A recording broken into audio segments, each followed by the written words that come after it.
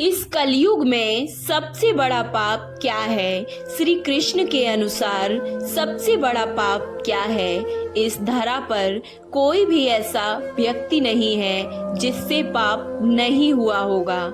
जाने अनजाने में प्रत्येक मनुष्य पाप का भागीदार बन जाता है, लेकिन कई लोग ऐसे भी होते हैं जो कि जानबूझकर भी पाप कर्म करते हैं। कलयुग में सबसे बड़ा पाप क्या है? श्री कृष्ण ने इसकी असली वजह भी बताई है कि आखिर मनुष्य जानबूझकर पाप का घड़ा क्यों भरता है।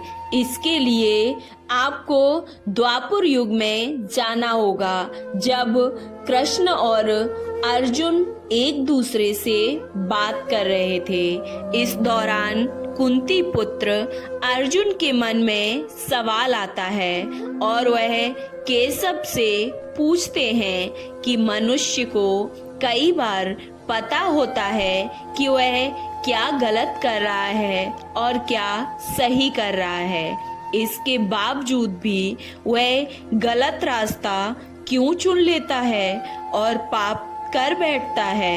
ऐसा क्यों है हे कृष्ण? ऐसा क्यों होता है? कलयुग में सबसे बड़ा पाप क्या है? अर्जुन का यह सवाल सुनकर श्री कृष्ण मुस्कुरा उठे और बोलते हैं कि हे पार्थ, तुम्हारी बात बिल्कुल सही है कि मनुष्य जब सब कुछ जानते हुए भी अपराध और पाप करता है, लेकिन वे यह खुद नहीं करता है, उससे करवाया जाता है। दरअसल इसके पीछे की सबसे बड़ी वजह है क्रोध और लोभ। क्रोध और लोभ कामना से उत्पन्न होता है और यह कामना इतनी भयानक होती है कि मनुष्य से पाप करा कर ही ये मनुष्य की दुर्गति करती है। हम सबको भी पता है कि मनुष्यों का अपनी इंद्रियों पर नियंत्रण करना कितना मुश्किल है, और दूसरी बात यह है कि इन्हीं इंद्रियों में कामना का वास होता है और यह कामना न सिर्फ पाप करवाती है बल्कि मनुष्य का सबसे बड़ा दुश्मन भी होती है। पाप कर्म भेदने और इससे बचने का उपाय एकमात्र ज्ञान की प्राप्ति है। कामना की वजह से मनुष्य जो भी पाप करता है उसके लिए पुराणों में सजा भी निर्धारित है। गरुड़ पुराण में श्री हरि ने पक्षीराज गरुड़ को किस तरह के पाप करने पर किस तरह की सजा निर्धारित की है, ये भी हम जानते हैं। चोरी करना।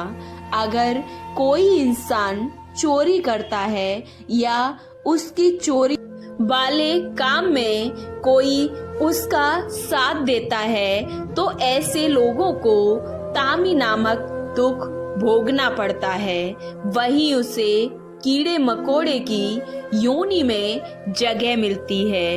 योनि तो आप जानते ही होंगे, जो 84 लाख योनियां पुराणों में बताई गई हैं। वही कोई इंसान अपने ही घर का सामान चुराता है तो वह गिद्ध की योनि में जाता है और दूसरे का पैसा और संपत्ति लूटने वाला इंसान अब सुमार रोग से ग्रस्त हो जाता है और दूसरे की पत्नी के साथ गलत संबंध रखने वाला दूसरे की पत्नी के साथ गलत संबंध रखना भी पाप नहीं बल्कि महापाप माना जाता है। और गरुड़ पुराण के अनुसार ऐसा करता है, यानी कि जो पराई स्त्री के साथ संबंध रखता है उसे गर्म सलाखों के अंदर डाला जाता है और इसके लिए दूसरे दूसरी सजा यह है कि उस पापी व्यक्ति को वहां पहले भेड़िया या फिर कुत्ते के, गिद्ध या फिर सियार, सांप या कौआ और आखिर में बगुले की योनि प्राप्त होती है। और यह पूरा जन्म और मृत्यु की प्रक्रिया पूरे होने के बाद ही उसे मनुष्य योनि मिल पाती है। शास्त्रों में बताया गया है, देवताओं और पूर्वजों को खुश किए बिना बनने वाले इंसान को 100 सालों तक कौए की योनि में जन्म मिलता है। उसके बाद मुर्गा, फिर 1 महीने में सांप की योनि में वह रहता है और बाद में उसके पापों का अंत होता है। तब जाकर उसे मनुष्य के रूप में जन्म मिलता है। और है धर्म पत्नी को छोड़ना।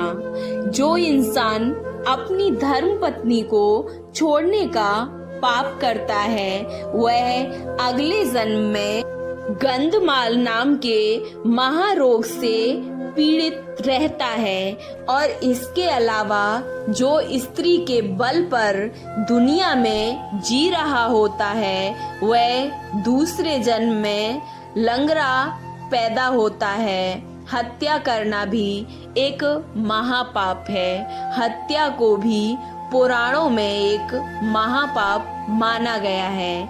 अगर कोई इस पाप का भागीदार बनता है तो उसके अगले जन्म में गधे का रूप उसको मिलता है।